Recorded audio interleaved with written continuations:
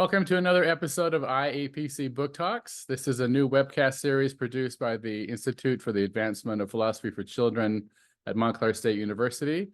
We are the world's oldest organization devoted to young people's philosophical practice. In this webcast series, we interview authors about books that explore philosophy for children, philosophy of childhood, philosophy in children's literature, and the educational role of philosophy. Today, I'm delighted to be joined by Roberto Franzini Tibaldeo. He's an associate professor of philosophy in the postgraduate program in philosophy at the Pontifical Catholic University of Paraná in Curitiba, Brazil. Roberto holds a PhD in science of culture and a second PhD in philosophy. His research interests include continental philosophy, ethics, the politics of responsibility, philosophy for children and communities, interculturality, and landscape studies. So welcome, Roberto. Thank you, Maughn. Thank you for inviting me, and it's nice to be here with you and the people who are assisting online and then the recording. I'm very excited that your book has brought us together today. And welcome to those of you joining this webcast live from around the world. We have people from quite a few countries joining us today. If you have questions for Roberto, please type them into the Q&A box on your screen, and we'll get to as many of those questions as we can. So as I say, Roberto joins us today to talk about his book, Matthew Lipman and Margaret Sharp, Philosophy for Children's Educational Revolution. It was published just last year by Springer.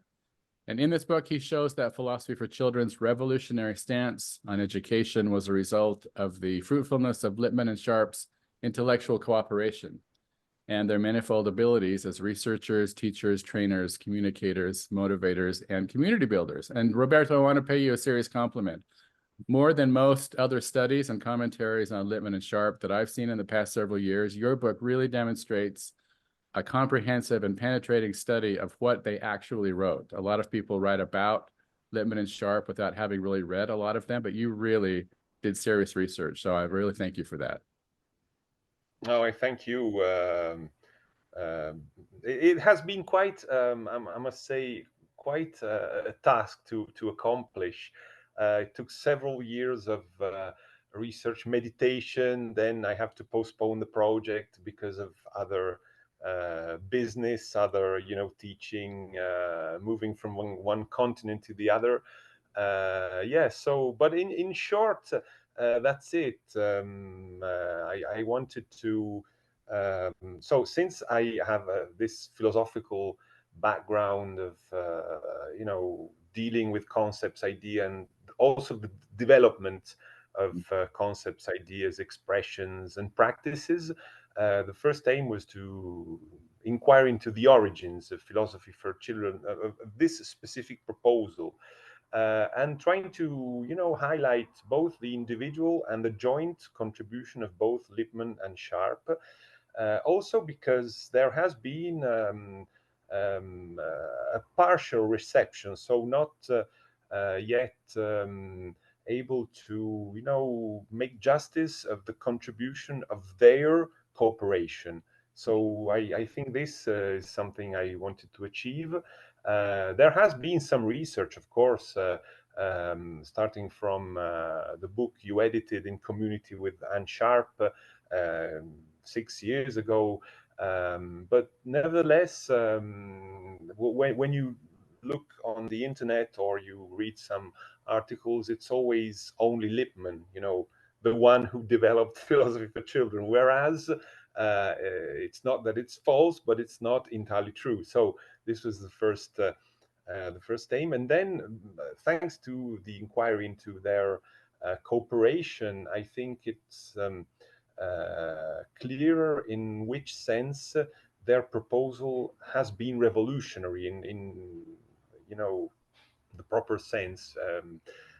And so the first chapter is goes into their intellectual, biographical experience in the first part individually, and then since 1973 jointly. But then I had the curiosity to put their lives and their project into the historical context. So this is the second chapter of the book. Then the third chapter is most specifically analytical, philosophical, educational, so detailing some aspects of their vision, including theoretical, conceptual, practical constellations, of expressions, concepts. Chapter 4 deals with the curriculum, so how they developed it, how they verified it empirically. And then the conclusions deal with the future. So where are we going? Towards where we are going. Of course, I had also the additional task to try to be synthetic, because I had to comply with only 100 and some page. So I had to be,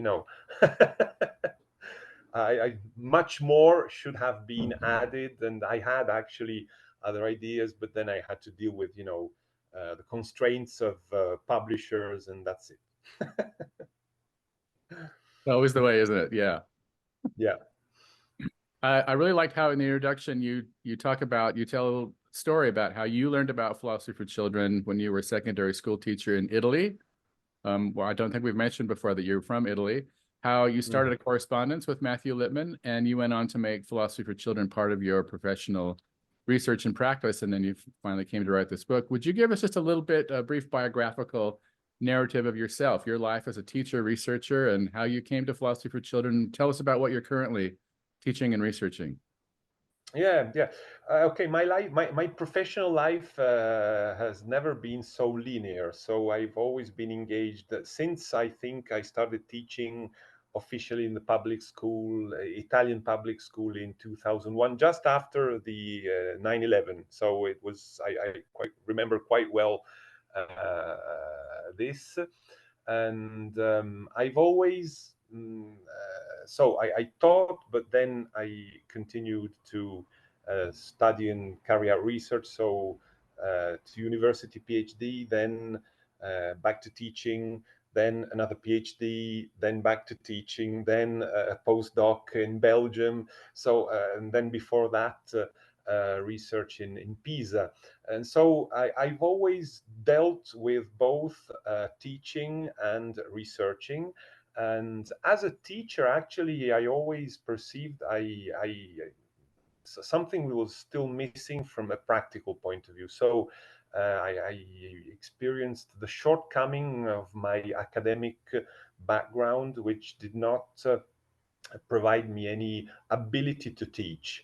And so I by chance encountered philosophy for children, and at that time I was cooperating with a cultural association. We had the idea to organize sort of a teacher training course on philosophy for children. I gave my contribution to organize this course, and at the same time I participated as a teacher willing to acquire a technique, a methodology to be applied in classroom. But this was the first mistake of mine, because when I participated in this course, the first thing I discovered was that philosophy for children was nothing of this kind. It was not a technique, it was not a methodology, and it was something different that required me to, engage deeply in philosophy before practicing, before facilitating philosophy in the classroom.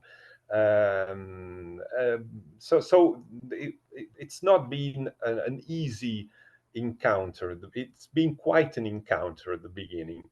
But then when I understood that philosophy for children entailed something more interesting than only acquiring a technique and applying it, it also became a topic of academic research. And there I found very interesting subjects and an interesting perspective, which shed light on what I was researching. So one of my lines of inquiry was philosophy for children, but then In my PhDs, I dealt with a German philosopher, which was Hans Jonas. But interestingly, in his research, which had nothing to do with philosophy for children, he posed the very same issue of how to put into a correct relationship theory and practice. And so, it's interesting because as a teacher and as a researcher, you often have the impression that you are obsessed with the same problem. So you change topic, you change the philosopher you study, but you encounter always the same topic. And this actually new kind of imagining and practicing the relationship between theory and practice in a revolutionized way. So this is why I like the term revolution, because it became sort of fil rouge, capable of unifying different interests. And now, actually, I'm here in Brazil. I teach in a philosophical postgraduate program. I teach traditional stuff, the graduate level, so history of modern philosophy. But then I'm also trying to, propose something more interactive in philosophy for children style. The atmosphere, cultural and academic atmosphere here is very receptive, very curious. Even though, as often happens in philosophical departments all over the world, philosophy for children is still quite, a strange topic to be, studied. That's right. Maybe cute, but Yeah. it's still quite strange, or not officially. I don't know.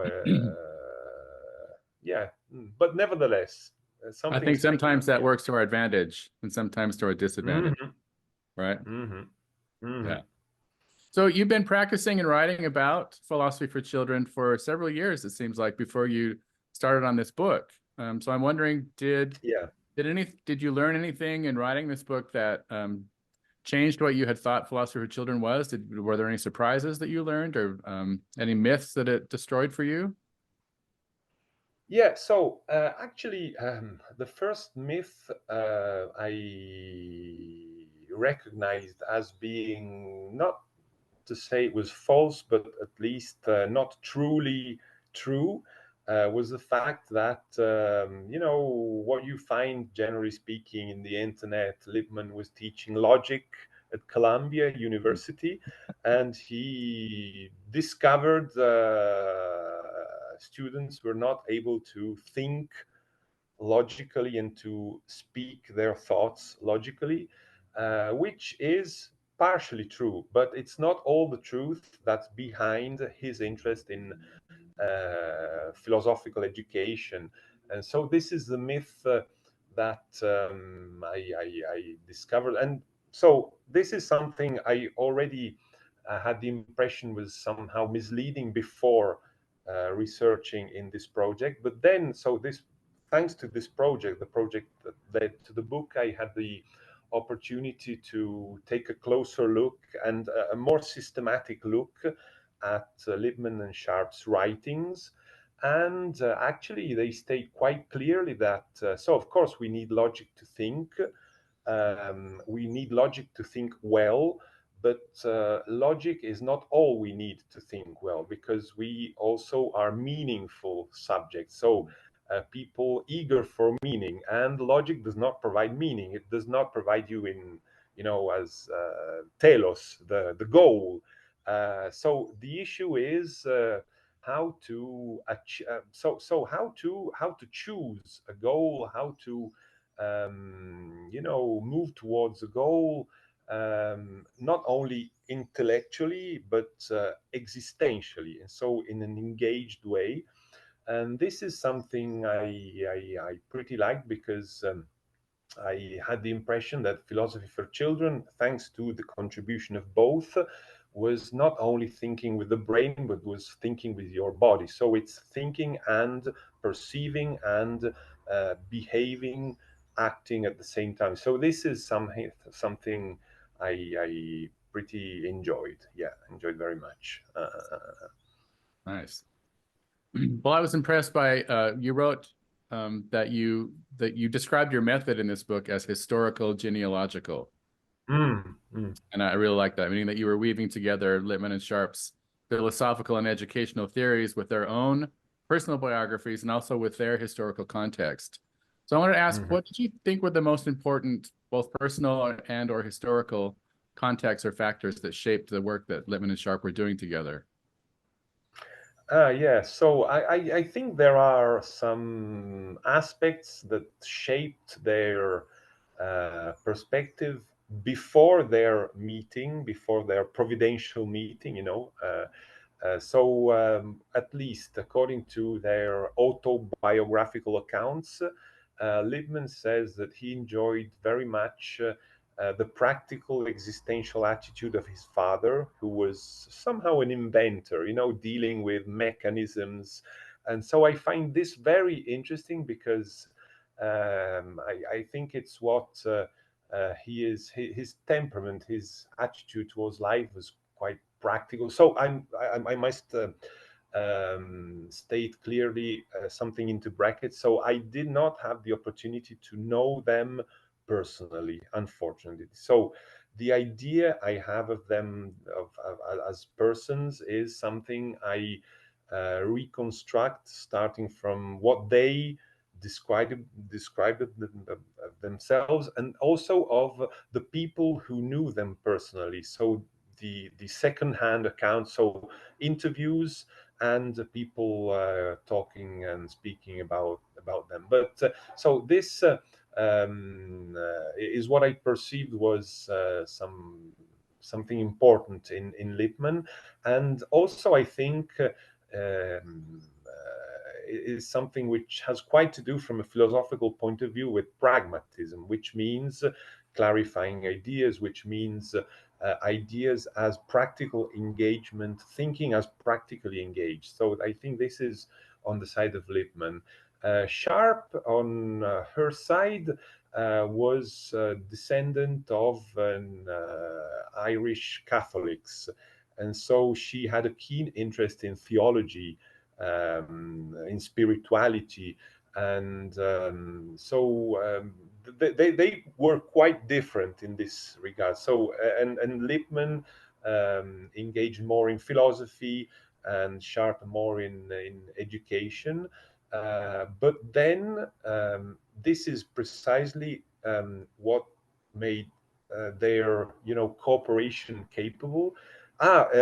Also, I think in from Sharp's perspective, her experience as teacher in black colleges, for example, in colleges for women students, and then I found amazing what she spoke about her experience as house parents to 13, um, you know, um, teenagers who were not. Um, they were how is the term in English? So they were incapable of staying in a traditional Mhm. classroom because they had a QI above average, but they had also existences which were problematic. So this made Right. them diverse, students, Mhm. and it's with them that, as she says, she learned how to do community of inquiry. So I think this is interesting. And then from their meeting onwards, I think the most interesting contextual aspects appear.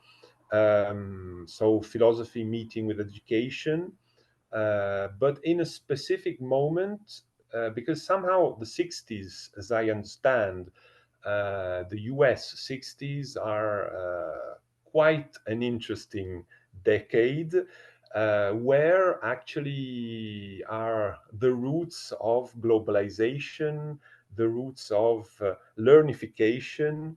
the roots of somehow a productive tendency in any domain of existence, social, individual, economic. They are at the beginning of what we are experiencing today. And this then an additional aspect was that in those decades there was this sort of a cognitivist, behaviorist mainstream, but also the shortcomings of this perspective were quite clear, or were starting to appear. And I think they had somehow the sensitivity to challenge this and to contribute, showing that somehow there were these shortcomings, and that they had to be dealt with thanks to the interaction between philosophy and education, which is, I think this is still quite timely, because in philosophical departments and in educational departments, I still think there is much misunderstanding of what the other department is doing. There's not much interest in, break. So, we all speak quite a lot about interdisciplinarity, but I don't know if it's actually don't really practice it, do we?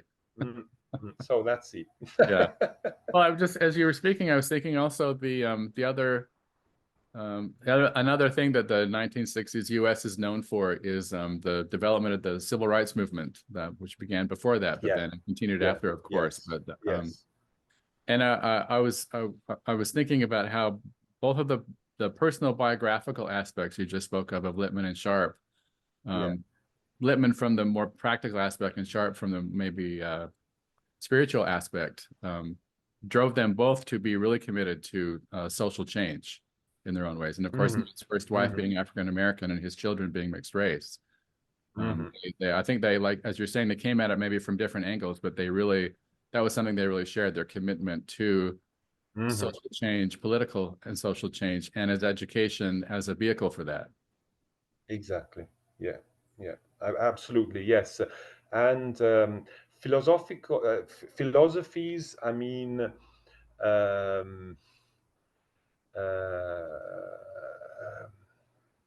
would say the need to mobilize philosophy as well to achieve this goal. So philosophy has to go into sort of a practical turn. So this is not only they who accomplish this practical turn in philosophy. It's a widespread movement along 20th century. But I think so. Speaking of philosophical practices,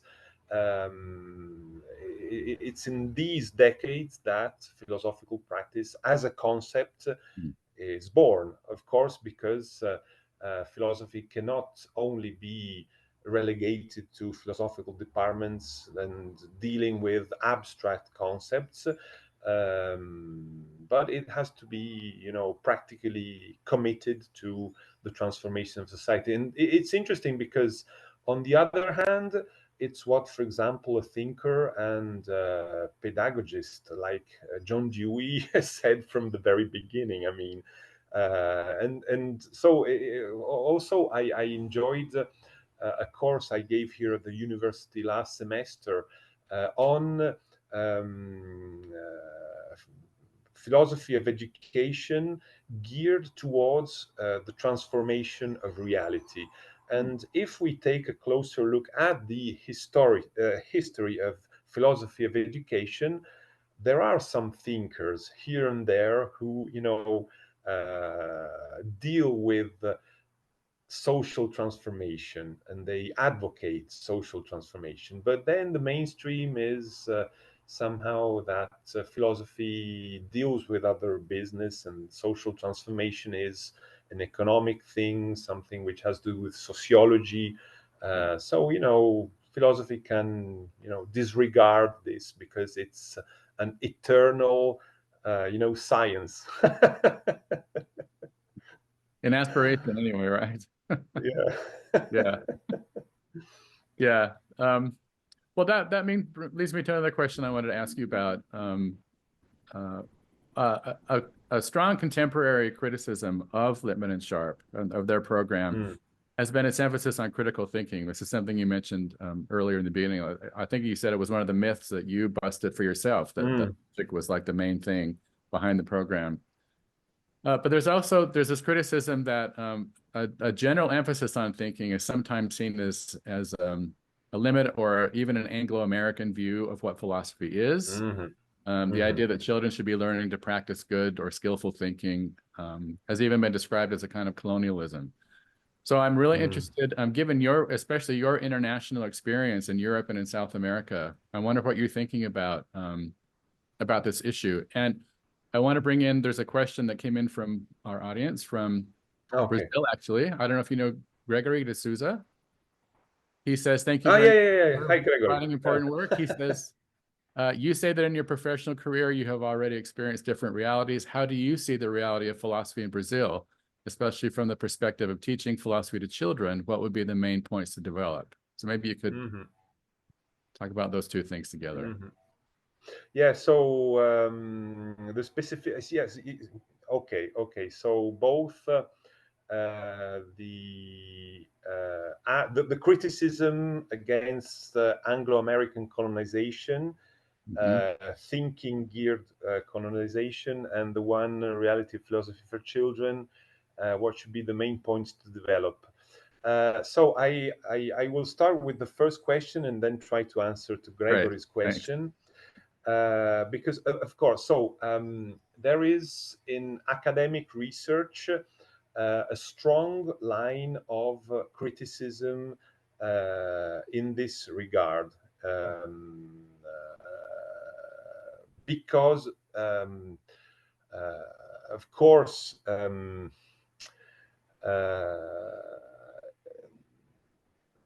there is the fear that without having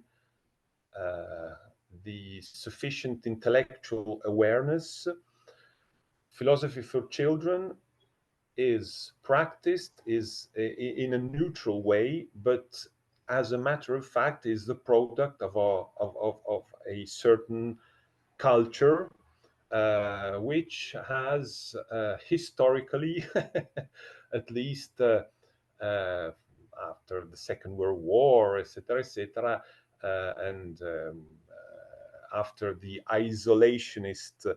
period, has a tendency to colonize countries economically, culturally, etc., etc. So this is somehow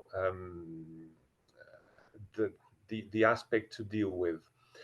Um, so I think this has to do with.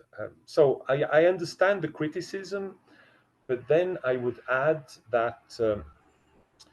Um, so it takes me back to the Vulgate of Lippmann as a logical thinker who applied logic to children, which is only half of the story, we said. And in a first moment, the logical structure of philosophy for children, for example, Aristotle Meyer's discovery, um, some say that the logical aspect is more evident in that novel than in other aspects. And of course, it was the first novel that was written, and they afterwards, Lipman and Sharp started to develop. But it also has to be said that the years in which they were developing the program were years, as we said before, of cognitivism and also of the taxonomization of education. So since both Lipman and Sharp were also pragmatic people, they said or they thought if our program has to succeed, it has to be validated. So you play a game, and you have to play with the cards and the rules which are available in that moment. So this is why they had to interact with this mainstream. But then, if thinking is an emphasis on thinking is an expression of Anglo-American colonization, I personally do not think so, because thinking is what characterizes also other cultures, and it's an aspect of humanity which is in lato sensu intercultural. Then, of course, it depends on what thinking means. And this is why they developed a very nuanced reflection on the multidimensionality of thinking as a, let me say, commitment and a practical engagement, and as related to behavior and to emotions. So they challenged also another typically modern misunderstanding regarding the relationship between rationality and emotions. But that said, so I think this is already something. It depends on what you mean by thinking. But then in the practice of thinking, I experienced myself, I assisted to in other contexts, and I read in the books and in you know, the experiential reports of sessions, etc., etc.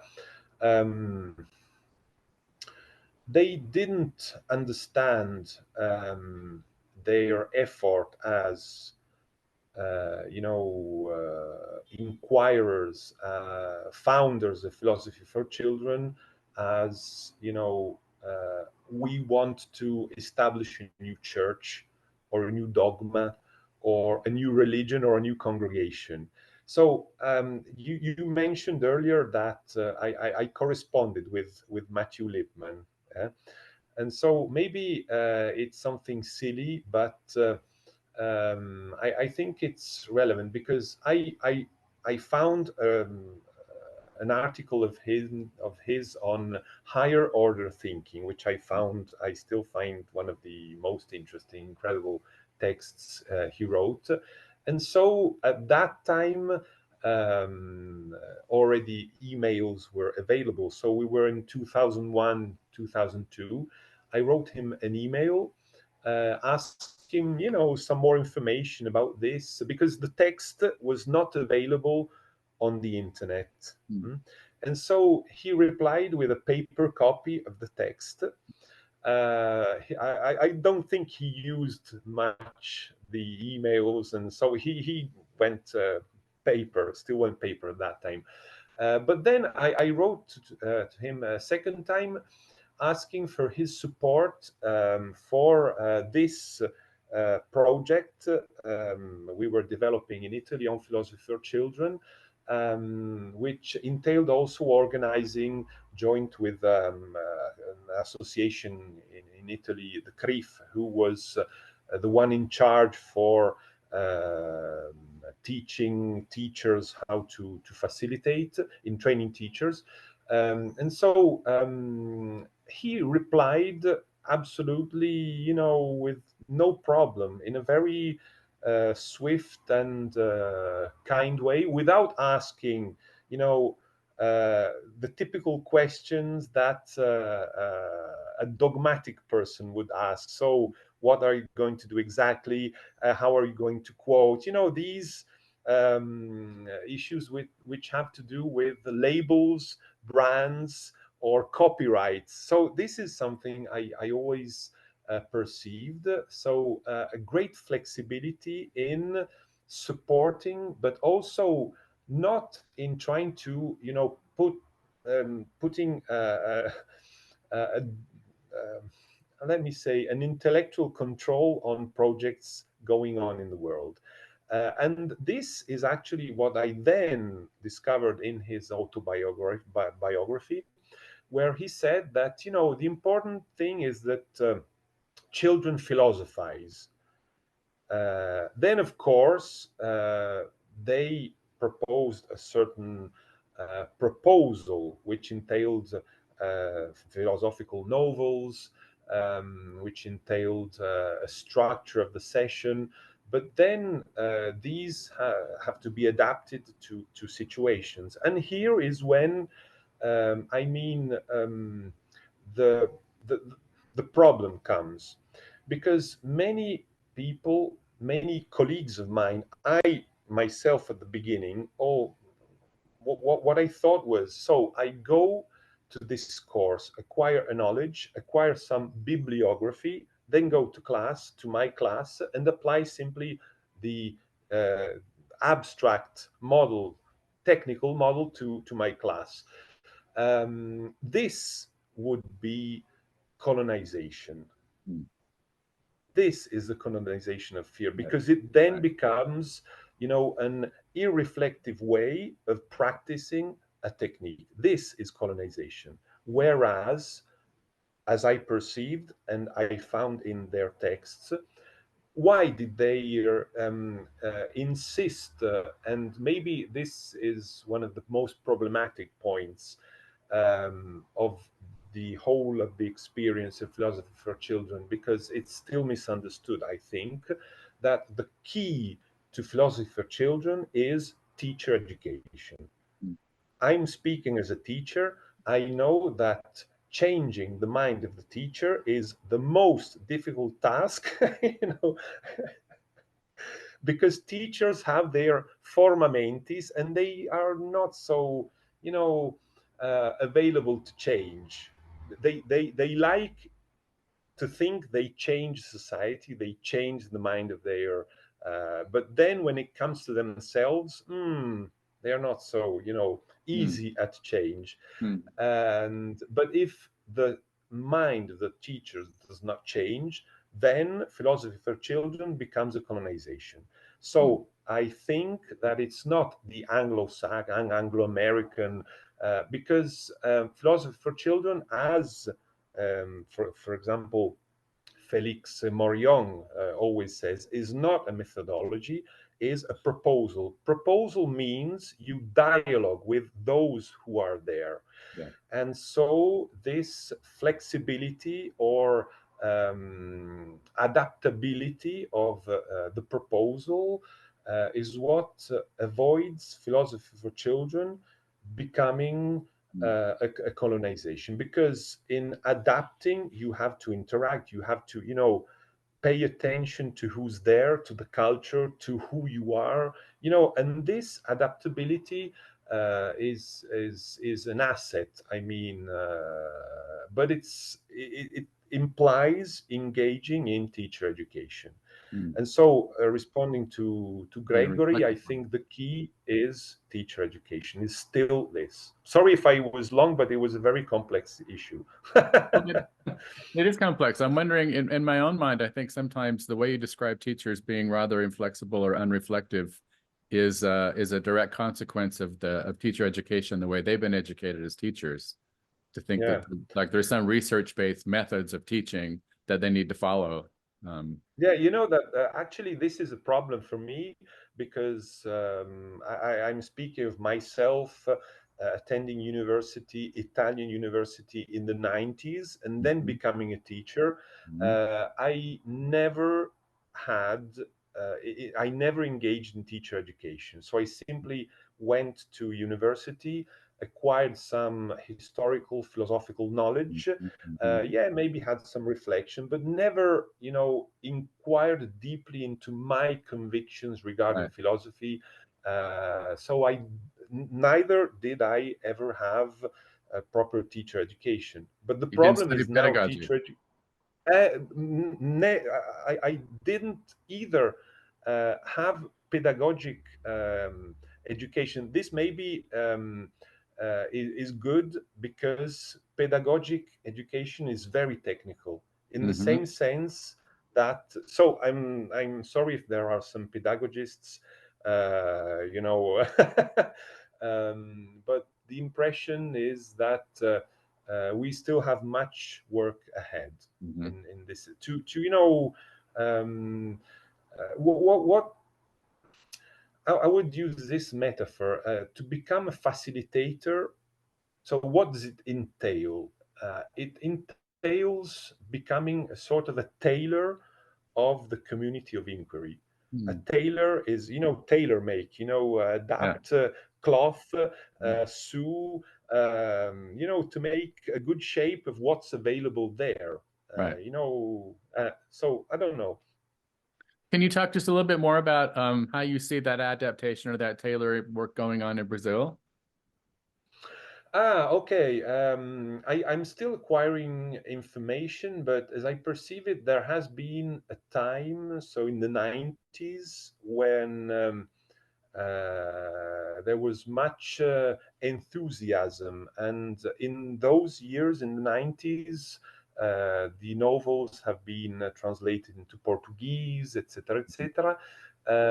But then somehow, I don't know for which reason exactly, maybe only the people have changed. Maybe we don't have Lipman and Sharp anymore. But so the P4C is still being practiced. There are very many experiences in many universities with many schools.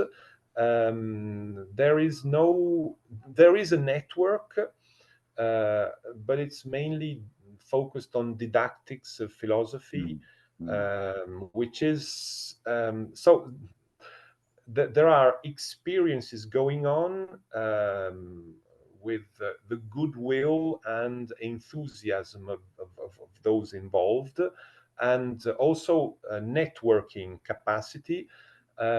What I perceive, but it's not only here in Brazil, it's also in other countries, that still to think about philosophy of education in a certain way still is something to be accomplished. I don't know, as I like to think Lipman and Sharp had suggested. So this capacity, I Mm. yeah, but this is on the other hand is good because it means that there's still much work for everybody. You know. Definitely, definitely. Well, and we have another question from our audience. I think it's going to ask you to just build on what you just said. This is from Bruno Fonseca Ortega. Thanks, Bruno. Mhm. He writes, Yeah. congratulations on your excellent research and work. Considering your international experience in different academic atmospheres, what do you think is missing in the global philosophical field to consolidate a philosophy that is more accessible to children? Uh, I yeah. So I am somehow yes. It builds on what we've been Mhm. discussing earlier. So um, Maybe philosophy. what is it that makes philosophy accessible to children that we might I generalize think in different parts of the world? yeah. I think having uh, generous teachers, generous, attentive teacher, and also Reflective, as you said, right? philosophically Reflective aware. teachers. Uh-huh. Yes, exactly. So the key is also reflection in the sense maybe developed by Donald Schoen, so the reflective practitioner, Hmm. which is something I find quite in line with the community of inquiry. Yes, because when you deal with children, even occasionally you happen to speak with a kid for any reason, you find you recognize in children live the liveliness of thinking, which only needs a person with whom to dialogue and to build something. So the generosity of those who simply uh, respond in unpredictable way to maybe these stimuli which appear from children. But I mean, so this takes me to another basic issue, which is maybe anthropological. I remember there is that discussion in Mark, if I remember correctly, on the difference between association and community. Yeah. Which means, anthropologically speaking, what do you think is the key or the specificity, the relational specificity of the human being? Is it only, being engaged in win-win or competitive relationships? So are we only individuals, or are we capable also of a different kind of relationship, which is collaborative, as Sharp says, uh, and maybe even capable of, without renouncing our individuality, to achieve an us? So this is a challenge. But my impression is that we live in times which, in a cultural mainstream, according to which we don't even believe this is still possible. And if this is not possible, and if we only are individuals, competitors of other individuals, and maybe occasionally joining efforts, in order to achieve a result, but we are and we remain individuals, I think we have a big problem. Also because this makes any kind of social transformation impossible. So it's related to what we were speaking before, concerning transformation. Transformation means this, but before being able to experience a different kind of sociality, I think we have to restore our belief or conviction in the possibility of this happening. So it is, I think, a difficult task, because it means going against the stream. Yeah. So this is at the same time, I think, something urgent to be accomplished, but very difficult. And if we don't even socialize this, and we don't have this in mind, I think we aren't even able to recognize in the kid to which I'm speaking something which is different from something more trivial. It means acquiring a different perspective of the human being, actually, of human relationships. It's a difficult task, very difficult. But you think there's something about philosophizing together that can enhance that? Well, actually, I can tell you that I have experience. I have had the opportunity to be part of a community of inquiry where something happened, and this something happened. I would say so. It's difficult to make a list of properties to analyze logically what happened. You have the impression that something happened, and I think that this something that happened is the transformation, which Sharp speaks of in that essay on what is a community of inquiry, when she says that there is this transformation. You actually perceive something's going on, but then the challenge is not to describe it and to list the properties, but to make this one shot, gift, something on a regular basis, capable of then influencing society at large, your relationships. But I actually, so yeah, I would say I believe in this, but I believe because I perceived, I was part of it happening from time to time. You've experienced And it. it's, yeah, and it happens in the community of inquiry, practiced in according to the proposal by Anne Sharp. Then I'm Sharp and Lipman. Then I'm not saying that it does not happen in other contexts. Sure. But I know, because I perceived it, I experienced it, that it happens in this kind of context. So it means Yeah, I think that it's interesting yeah, how many stories we have about schools and other places where there is a consistent practice of philosophizing together in a community over any kind of extended period of time. It soon becomes, it starts to spread. That the attitude that we are a community, it starts to spread into, it spills over into other areas of the school, not only other subject matters like math or science, but also exactly. like the way the classroom is run, the way decisions are made in the classroom. It just sort of organically starts to grow. Yeah, yeah. And actually, so if I was to conceive of a practical project of enhancement of this social transformation, I would say first thing, and the first aim is to try to turn one school, so the teachers of this school, turn them into a community of inquiry. Teachers. Yeah, yeah. So I think the key are teachers. I don't know then if I am biased in this conviction because I am a teacher. You know that there's also this risk.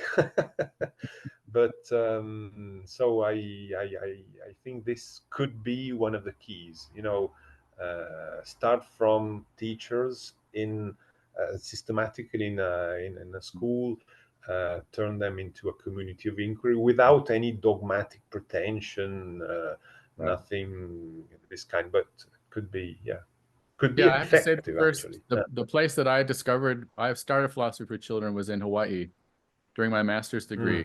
And that was my experience there. In the schools that were doing philosophy, they had philosophy for teachers. It wasn't all of the teachers in the school, but the teachers that were doing philosophy, those teachers met once a week just as a teachers group. They had their own community of inquiry, not just to talk about how things were going in their classrooms, but they were reading articles together and discussing things, and they were philosophizing together as a group. And I was very, very impressed with that. Yeah, yeah. I think it's another difference between, and Matt talked about this too, Matt Lipman, about between philosophy for children and philosophy with children. As you said before, Yeah. Matt did agree that the most important thing is that children philosophize. But if the way children are philosophizing is by having like visiting graduate students or visiting philosophers come into the school and then leave, and it doesn't become part of it, if the teachers are not involved, basically, then the kind of phenomenon you're describing doesn't happen necessarily. Exactly, true.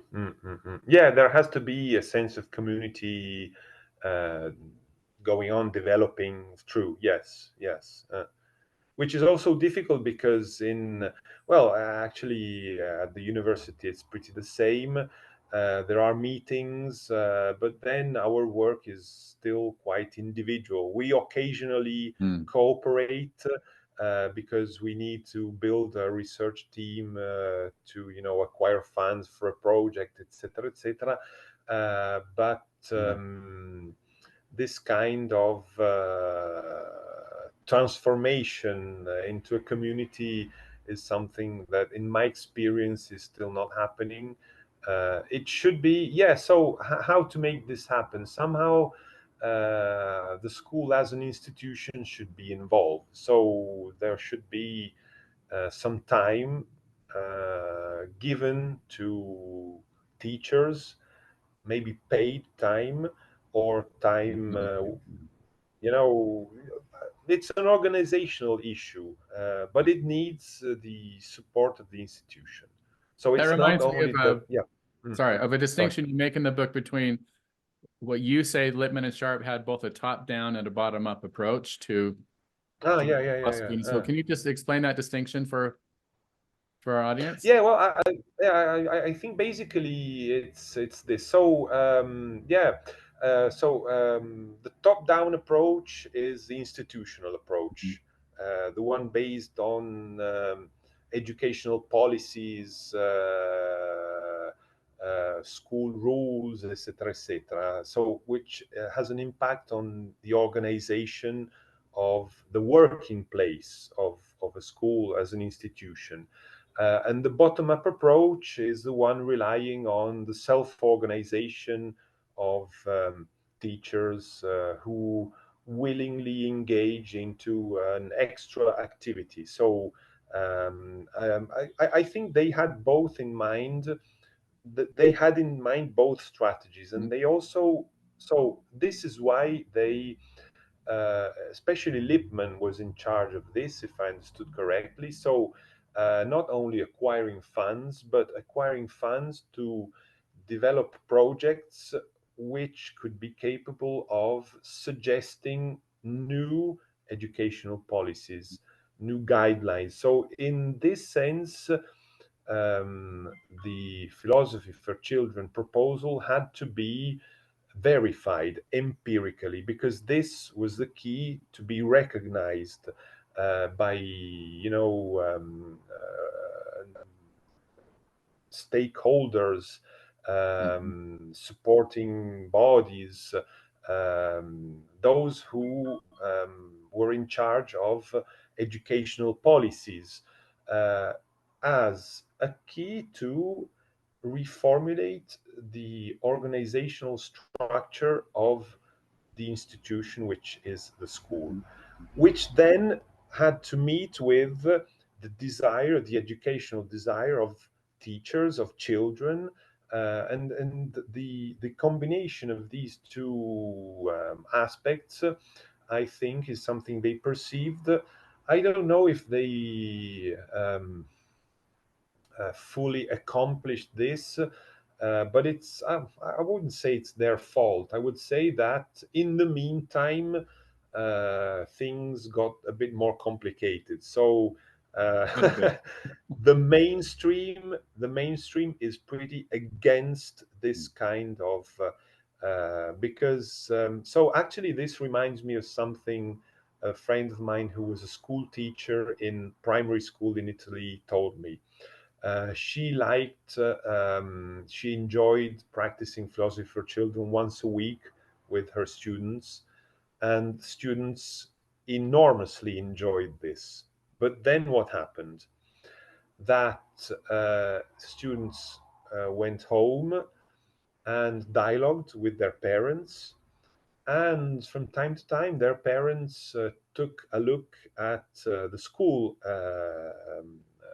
texts, not the school texts, but the notes the children Oh. took of classes. And when there was philosophy for children, problematically, there were no notes taken on. So this was a Mm, problem for parents, because they had the impression that mm, their kids were not doing anything. mm. They were not doing anything productive Right. in these school hours. So also parents are the other key element. So not only Yes. teachers, not only also parents, and to deconstruct this productivistic mainstream, this learnification mainstream, I think is very, very difficult, very difficult. But I think it's something which we should engage, at least to critically deconstruct this and Mm. show it's not the only alternative, and maybe even demonstrate that learning is even more effective if from time to time you lose time Mm. or you are not productive. I don't know. Yeah. Uh, I'm just thinking that we're now like 50 years on into after the Lipman and Sharp began what they were doing. Mm. And I'm wondering if you think uh, in your study of them and in your own personal experience, do you think that was there part of their agenda you think was limited or too narrow or mistaken, or do you think that's Uh, does that always depend on the cultural context in which you're working, as you just been describing? yeah. So the first thing is who am I to say if something was mistaken? Also, because I think uh, uh, I think here is a matter of personal attitude. Mhm.